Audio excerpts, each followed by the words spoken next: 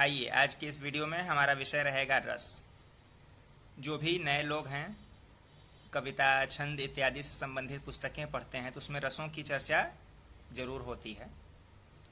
जटिल व्याकरण वाली भाषा होने के कारण रसों को समझने में परेशानी होती है। तो आज मेरा उद्देश्य रहेगा कि रसों का एक परिचय बिल्कुल सरल से सरल भाषा में दूं, जैसा कि मैं छंदों के साथ करता हूं।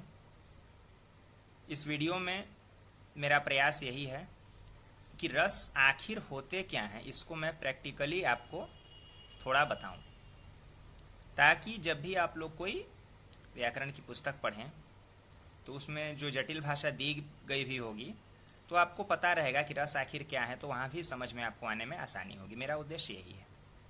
आइए समझते हैं रस क्या होते हैं। जिन लोगों ने पहली बार ये चैनल देखा है और सब्सक्राइब नहीं किया है तो कर लीजिएगा। यहाँ छंदों से संबंधित और लेखन की अनेक विधाओं से संबंधित ट्यूटोरियल मैं लगाता रहता हूँ। देखिए, सबसे पहले रसों के बारे में एक आम बात जान लीजिए कि रस क्या है। अगर आपको सबसे आसान शब्द में जानना हो तो ध्यान रखिए, रस का मतलब होता है आनंद।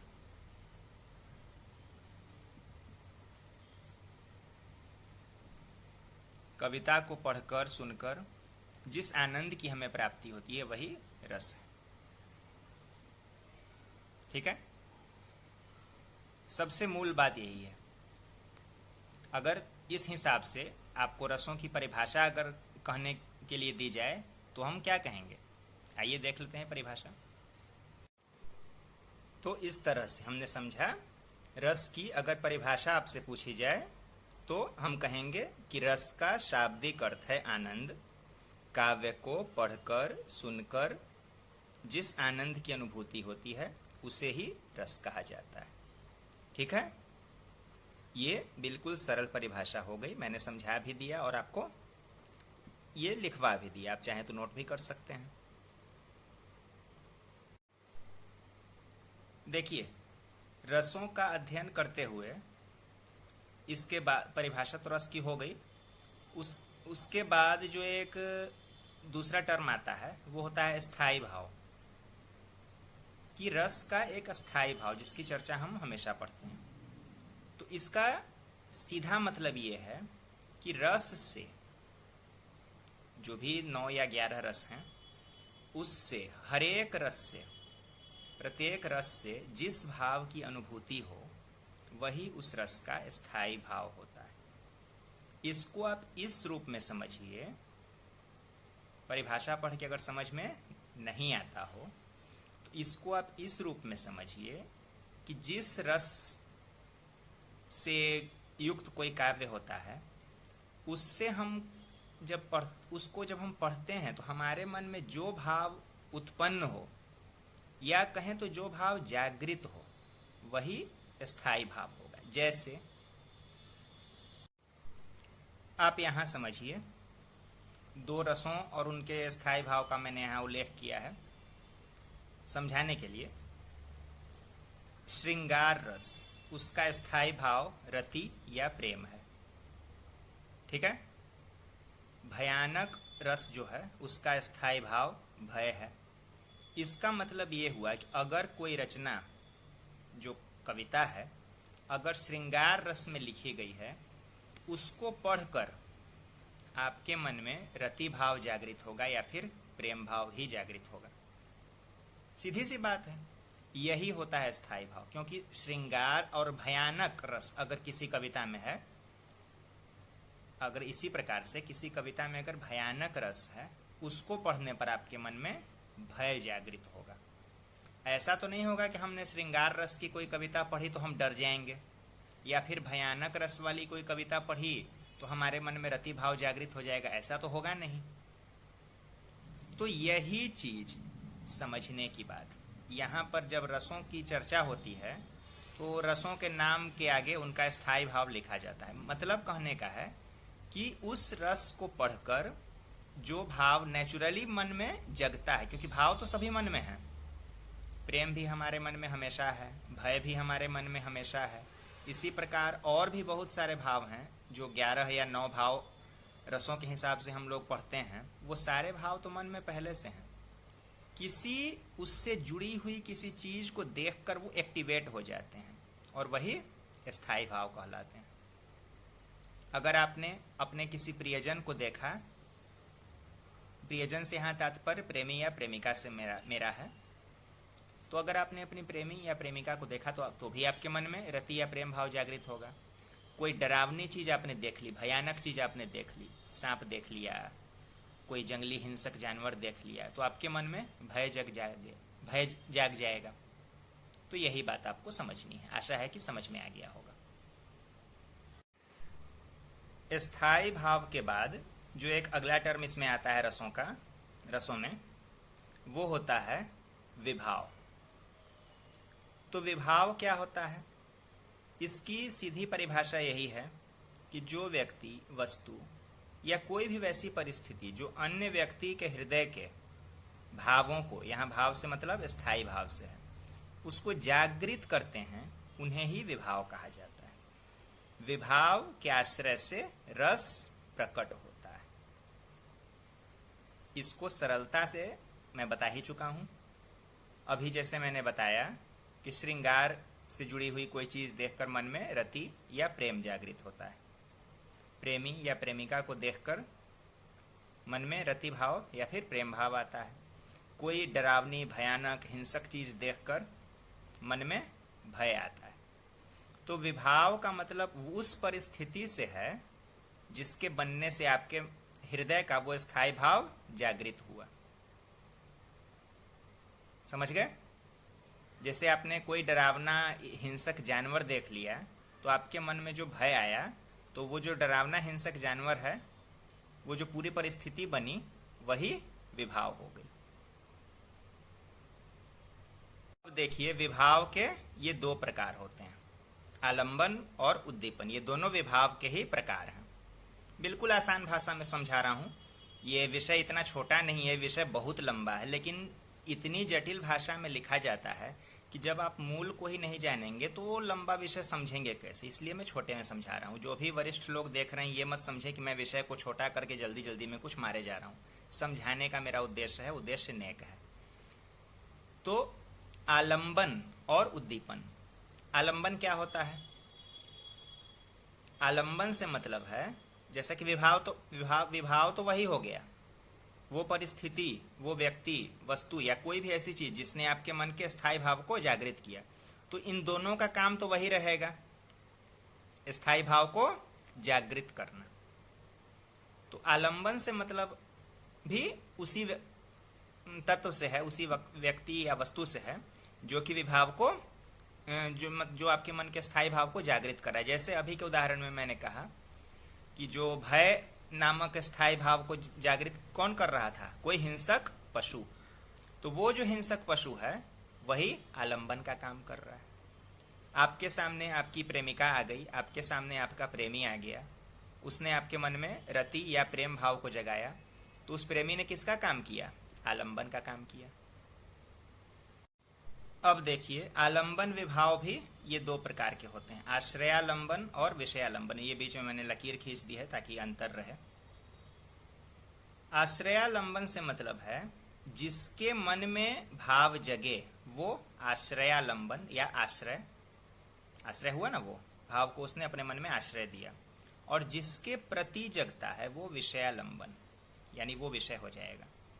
जैसे आपके मन में, ध्यान से सुनिएगा, आपके मन में आपकी प्रेमिका या आपके प्रेमी के प्रति भाव जगा, प्रेम भाव जगा, तो आप आश्रय हो गए। और किसके प्रति जगा? आपकी प्रेमी या प्रेमिका के प्रति, तो वो प्रेमी या प्रेमिका विषयालंबन हो गया। बस इतना ही समझिएगा, ठीक है? मूल बात यही है। तो आलंबन को तो समझ गए। अब उद्दीपन। मैं ये श्रृंगार और भयानक इन दो रसों को लेकर ही अभी चल रहा हूँ, क्योंकि बहुत ज़्यादा एक साथ में बोलने का मतलब फिर से कन्फ्यूजन आपको हो जाएगा। तो आलंबन को भी मैंने उसी हिसाब से समझाया, उद्दीपन को भी श्रृंगार और भयानक रस के आधार पर ही समझिए। आपने अपनी प्रेमी या प्रेमिका को देखा तो आपके मन में प्रेम भाव आया। अब क्या होगा? अगर आपके उस प्रेमी या प्रेमिका ने कोई शारीरिक चेष्टा की, कुछ ऐसी अदा दिखलाई जो कि आपके प्रेम भाव को, मन में जगे हुए उस स्थायी भाव को, रति भाव को, प्रेम भाव को और ज़्यादा एक्टिवेट कर दिया और उत्तेजित कर दिया।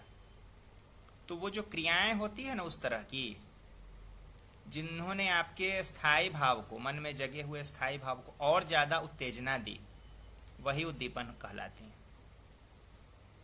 जैसे इसको भयानक रस में हम समझ सकते हैं कि कोई हिंसक पशु आपके सामने खड़ा हो गया था, आप तो पहले से डरे हुए थे, अब वो बिल्कुल आपके ऊपर छलांग लगाने वाला है, गर्जना कर रहा है, आपको अपने दांत दिखला रहा है, पंजे दिखला रहा है। तो आपका जो डर है, जो भय है आपके मन में, वो और तेज होते जाएगा। तो जो उस हिंसक पशु की जो गर्जना है, अगर कोई सांप है तो उसने जो फुफकारना शुरू कर दिया, वही वो क्रियाएं उद्दीपन है। आशा है ये भी समझ में आ गया होगा। रसों के अध्ययन में स्थायी भाव, विभाव के बाद जो आता है अगला टर्म या पॉइंट, वो है अनुभाव। तो अनुभाव की सरल परिभाषा समझ लीजिए कि मनोगत भाव को व्यक्त करने के लिए की गई चेष्टाओं या बाह्य क्रियाओं को ही अनुभाव कहा जाता है। कहने का मतलब ये समझिए, फिर वही श्रृंगार रस और भयानक रस के आधार पर समझा रहा हूं।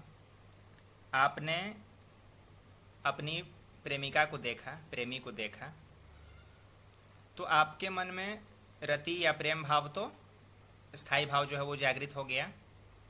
अब उससे क्या हुआ, आपके अंदर एक रोमांच उत्पन्न होगा, वही अनुभाव है। आपने अब अगर भयानक रस की बात करें तो आपने कोई जो डरावनी चीज देखी, सांप या हिंसक पशु, तो आपके मन में जो भय नामक जो स्थायी भाव आया, उससे क्या हुआ, आपका शरीर कांपने लगा, डर से कांपने लगे आप, वही अनुभाव हो गया। तो अनुभाव वही है कि आपके जो स्थायी भाव को व्यक्त करने के लिए आपका शरीर जो क्रियाएं करने लगता है, या फिर मन की प्रेरणा से भी वो हो सकता है, तो वही अनुभाव कहलाता है। आशा है कि इसमें कोई परेशानी नहीं हुई होगी समझने में। रसों के अंतर्गत आने वाले बिंदुओं में हमने स्थायी भाव को देखा, विभाव को देखा, अनुभाव को देखा, अब संचारी भाव को भी देख लीजिए। ये चौथा उसमें बिंदु है जिसका अध्ययन हम रसों के अंतर्गत करते हैं। संचारी भाव से अभिप्राय है स्थायी भाव को पुष्ट करने के लिए उत्पन्न होने वाले भावों को संचारी भाव कहते हैं। इनकी संख्या 33 मानी जाती है। कहने का अर्थ ये हुआ कि ये जो संचारी भाव है ना, स्थायी भावों को ही पुष्ट करने के लिए उत्पन्न होते हैं और फिर लुप्त भी हो जाते हैं, ये स्थायी नहीं रहते। जैसे उदाहरण देखिए, फिर वही श्रृंगार रस और भयानक रस की बात करते हैं।